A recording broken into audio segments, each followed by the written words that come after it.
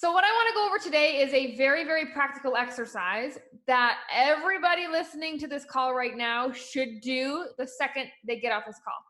It is quick, it is so simple, and it is so mind-blowing. I love it. I've done it. It's absolutely crazy. So make time, 5 minutes. It's going to blow your mind. It's going to change your perspective. So what I want to teach you today is the concept of inverted thinking. Okay? Now, inverted thinking, I believe that this was a concept brought up by Charlie Munger. And Charlie Munger, if you haven't heard that name, he's a famous investor, probably the greatest investor of all time. That's debatable, but that's where he is right now. So he's an investor, so you know this is going to be good. He's got some good knowledge. So inverted thinking, okay? Before I dive into exactly what that is, I want to tell you why it's important. So whenever you are on a weight loss journey, a health journey, a get stronger journey, a whatever journey, there's always hiccups, right? 1 hiccup, 2 hiccups, 3 hiccups, maybe countless hiccups by now, depending on how long you've been doing it. There's always a little hiccup, right? And the hiccup itself is not the thing that throws us off. It's, okay, what do we do now? How do I feel about this? And how do I make sure I get back on track? So after a hiccup, there's only kind of 2 things that happen mentally, right? We're either like, oh my God, I don't know what to do, or oh my God, there's so much to do, I don't know where to start. That's usually where we end up, right? That's pretty much, you can sum that up. Like, look at your last failure or your last slip up, and you can say, oh, that's how I reacted to it. What do I do next? Or I don't know what to do next. So in order to get through these hiccups faster, because that's the only way we reach our goal, is not by avoiding them, it's by pushing through them faster. We have to have clarity on the next step. Now, this is something we tend not to be very good at. We either know everything that needs to get done, but don't know where to focus our energy, right? That's one option. Or the other option is we can't focus on step 1, we focus on step 10, and then overwhelms ourselves about how far away step 10 is, that we really confuse ourselves as to what 1 should be. So those are the kind of 2 normal reactions that happen when we have a little mess up or screw up, or we're doing fine, we just don't know what next step to take. We either, like I said, we overwhelm ourselves, or we think too far ahead. So we have to deal with those things, and we have to learn how to bring our focus in. How do we hone our focus, right? That is a skill that is so underrated. Our attention. If you, like, how much is your attention worth? And where is it being wasted right now? Where are you just bleeding attention, right? Are you the type of person that has their laptop open over here, then the TV going, and the phone going, and the music going, and the radio going, and you're having your husband's talking to you, and you're nodding but not really listening, right? Like, we're bleeding attention at this point. So we have to get back our attention so we are razor sharp with our actions. Every action has a purpose, and we get to see that purpose come to fruition quickly. That is how this works. So that is what inverted thinking does. Because inverted thinking, it speaks to our caveman brain. Okay, we all have a caveman brain, and that caveman part of the brain is meant to keep us alive, right? Protect us from danger, spot threats, keep us safe, right? We all have that, it's in there. And so instead of fighting the caveman brain, which is spot the dangers, always be skeptical, look at the negative, right? Because that's just how our brain protects us, right? We go to the negative really quickly, we judge really quickly, we're skeptical. That's fine, right? Instead of trying to get around that sometimes, right? Because sometimes we do have to rewire some positivity, but instead of always trying to do that, because that can be exhausting, and then when it becomes exhausting, we think we failed again because we're not good at it, when really it's just maybe you need a break or a different approach. But instead of fighting that caveman brain of instant judgment, instant pointing out the dangers, skepticism, negativity, instead of fighting that, why don't we go all in on that natural instinct we have? We all have that gut feeling. We know when something is not right. We know when something is dangerous. We know when something's not working. We know when we're bullshitting ourselves, right? We all have that gut instinct, whether it's been fine-tuned or it's still rough, it's there. So with inverted thinking, you go all in on the caveman brain, which goes right to the negative immediately, because that's how we protect ourselves. So How do we use this? What does it do? So basically, inverted thinking, instead of saying, what do I need to do? What would help me? You do the absolute opposite. You say, how could I mess up and completely ruin my journey? How could I completely destroy all of my progress? How can I move further away from my goals? You see that inverted thinking there? The opposite. And when you ask yourself that question, so I'm going to ask you again, what do you need to do to screw up your goal? Go, list it off in your head. Boom, boom, boom, boom, boom, boom, boom. You have a million answers, right? Keep going. You could write an entire journal because we are so good at listing off the negatives. We are so good at it. That's the way our caveman brain works. So let's use it. List off the negatives. Face everything that would absolutely wreck this journey for you. What is going to hold you back? What's going to be the reason that you stay stuck? Well, how do you gain weight? Ask yourself, write a list of how do I gain weight? If I wanted to gain weight, what would I do right now? Have you ever asked yourself that before? We always talk about how I want to lose weight. How would you, if you want to lose weight, ask yourself, how do I gain weight? And then just do the opposite. That's pretty easy. It's pretty simple, isn't it? When we think of it like that. And so you need to know what not to do sometimes in order to more clearly understand why you've been doing or why you need to change what you've been doing. And that simple shift will take the pressure off of you because you've probably been going back and forth between a million things you should be doing or you know you need to do. Stop that for a second. Give the positivity a break. Let that caveman brain do the work so you get it all out. You get to lay out exactly what would screw you up. And then you cross off the things that aren't an issue for you. And then you hone in on the things that are, and you just pick one and do the opposite. And you pick the easiest one to start. But it is such a good hack because our brain can come up with these negative things and these self-sabotaging things and these unhealthy actions and thoughts and behaviors so quickly and so plentifully. You can have a list of like 50 things that would ruin this journey, right? And you'd have maybe 10 things that would be good that you should be doing, right? How do you lose weight? Okay, I'm going to eat well. I'm going to meal prep. I'm going to exercise. I'm going to surround myself with positive people. I'm going to listen to motivational podcasts. I'm running out of things already. I don't even have more examples. But if I said, go to the other side and say, how do we ruin this journey? Oh, okay. Push your workouts off. Don't meal prep. Go to the drive-thru when you're tired. Keep negative people in your life. We can go on and on, right? Don't throw out your baggy clothes. Cancel events because you're uncomfortable. Hide in pictures, right? Push off your vacation until you lose the weight, right? Like there's so many things that you can come up with very quickly in your mind that have been floating there and that we have to get out. So inverted thinking can be used for anything in your life, anything. Do it for your marriage. How do you get a divorce? List it out. Seriously, if you have been having marriage troubles or you're like, I wish there was a deeper connection, list out everything that you could possibly be doing that would ruin the marriage. List it out. Not communicating, being passive aggressive, not cooking dinner, not going the extra mile, being snippy, right? Like not washing the sheets, like whatever it is your deal was in the marriage. Make a list. And then pick a couple, do the opposite, and watch it change. Watch the perspective shift. Because then, not only when you do those bad things, do you feel bad for doing the bad things, right? You feel guilty for doing the wrong things. But now, you know that doing those things, you know where they're leading you. Oh, and then you get a little extra depth to it, a little extra boost and kick why you should stay away from it. There's a lot of cool things that come with this.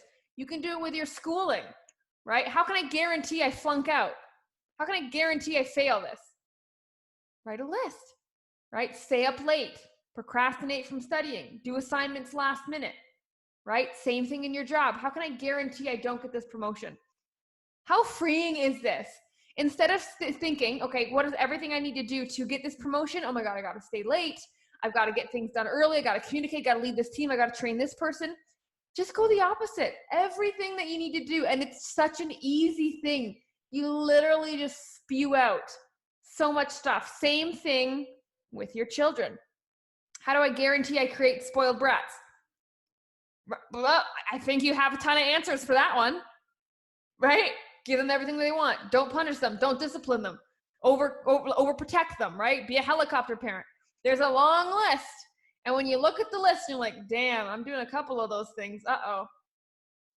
You can face it more. It changes your perspective, and it makes it much easier to pinpoint where you need to be starting, where you need to be focusing your efforts and attention on. Because a lot of the time, ladies, when we decide what we're going to do to either speed up results or fix results, we pick like one or two things, right? We were focusing over here for some reason. Let's say we're focusing over here. Now, the problem with that is, who told you to focus there? Most of the times, you didn't tell yourself to focus there. Somebody else told you to focus there, or you saw it from someone else and thought you should be focusing there. A lot of the times, we choose our attention not from our own self. Someone guided us there, or we expect and think that that's where it should go based on what we've seen and heard. But if we invert our thinking, we make a list of everything that would destroy what we're doing right now, we can then hone in and make sure the decision and the step that we choose is aligned with where we actually are, not where we think we are, right? Because where we think we are is not always reality. Sometimes we're worse than we think we are. Sometimes we're better than we think we are. But you need to have a very non-biased look at this list that you create to see where you actually lie on it and where you can actually flip the things around. Because if you don't know, then you don't know. And then we just, we throw shit and hope it sticks. Literally, who has done that when they fell off? Like, oh my God, I'm going to skip breakfast tomorrow. Oh my God, maybe I'll just do another workout. Oh my God, was it the carbs? Was it the this? I don't know, was it this? Oh, but I am on my period. We're just throwing shit in, hoping it sticks.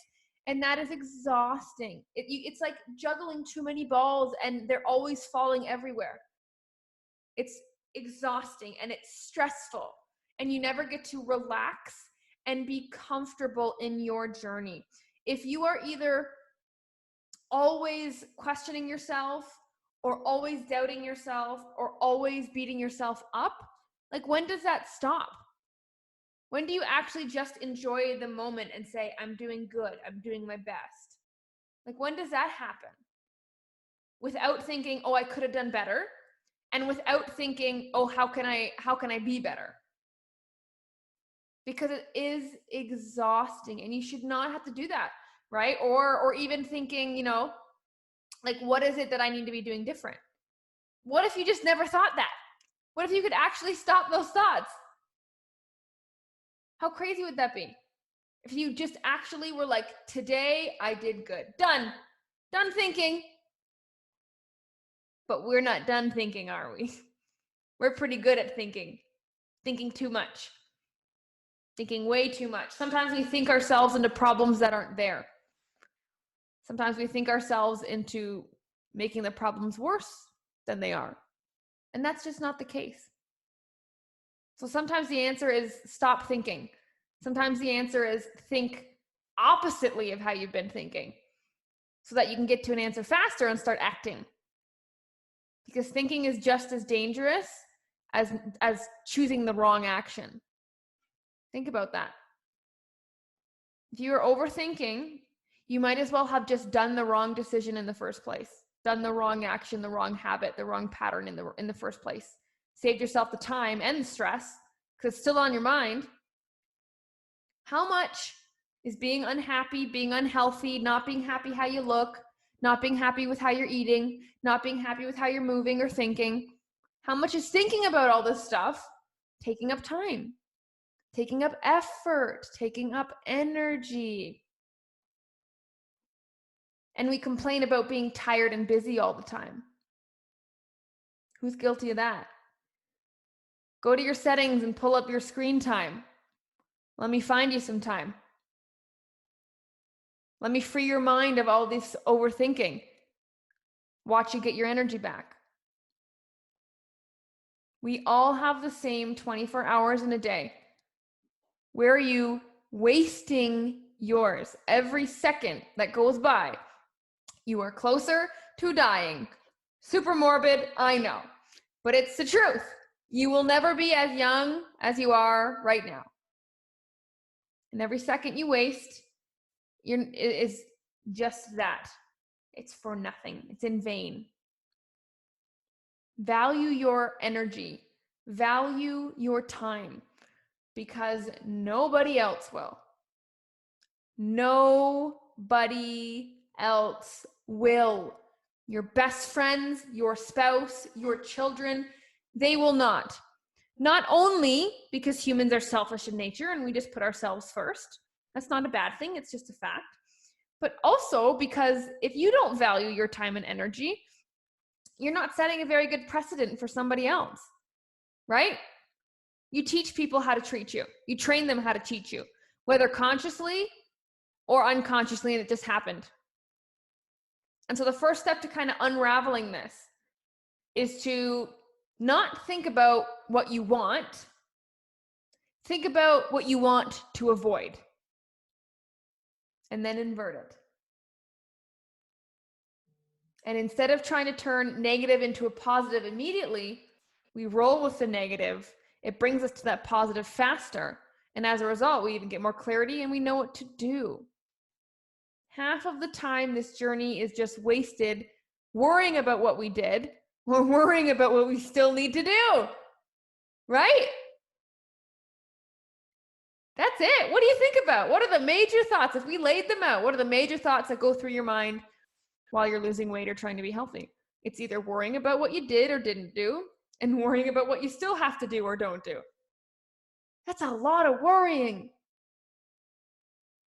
Why don't we play with that? Why don't we go all in on that?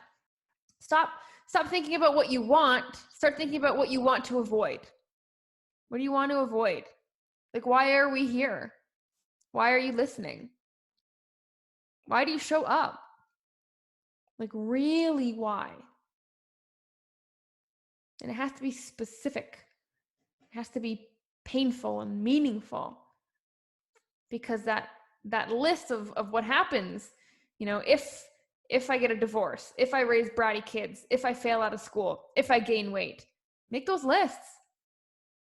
Then you know exactly what not to do, instead of, oh my God, there's so much to do. Just avoid those. And then the others will happen by default, which is kind of cool. And it's kind of like, you know, when you have those puzzles, like crosswords or word searches or Sudokus. And for me, I suck at crosswords and I stare at them forever. I'm like, I can't find the word in here. And so I start to skim vertically. I go through every letter vertically. Whoever does this, anybody do crosswords? And then you skim through every line of letters horizontally. You're like, where are these words? And then you go through it diagonally. And then once you've gone through the whole thing, you're like, I can't find it. Let me try again. So then we go horizontally. And then we go vertically. And then we go diagonally. And we're like, where are these words? And then maybe you need to stop doing the same things. Maybe it's not more of the same things. Maybe you just got to flip the crossword upside down. Maybe we're looking at it from the wrong perspective. Have you ever thought about that? Maybe you got to look at it upside down to be able to look at it right side up. And that's what inverted thinking is cool. That's why it's so cool. And so I really think when we end this call, grab a piece of paper, pull out the notes on your phone, and I want you to write, what would I have to do every day if I wanted to gain weight? Write it out. What would I have to do every day to gain weight, to ruin my progress? And you will be amazed at what you learn and how clear your next step needs to be. I guarantee it. So I'm going to post this video in the Facebook group. You could even go under the video and write it down and write down everything and write the list. And then I want to know, everybody who's on this call, I want to know what you noticed and where's your clarity gone? Where's your attention gone? What's the next step you now know you need to do? So ask yourself the question, make the list, cross off what doesn't apply to you, circle the ones that do, and then pick one that makes the most sense and is doing the most damage. And it just makes sense. It just turns 10 things into one thing. It just turns overwhelm into certainty. You need to be certain, ladies. You need to be convinced that you can do this. There's always that little voice in your head that either says you're going to fall back, you're going to fail, you're never going to get there, stop trying, or live a little, reward yourself, you've worked hard enough, you've come far, you can stop here, you're not that unhappy, you can settle. That's always there. And it always will be there, but it is draining you. And if right now you're listening to me and you feel drained, if you're at a point in your life where you're feeling drained, or like you're pulled in a million different directions, or you just don't know, you're getting tired of things, you got to find that certainty again. A lot of the times we can't keep going because we don't know the end goal. We don't think there's an end goal, right? Why would I keep doing what I'm doing if there's no goal? It's exhausting.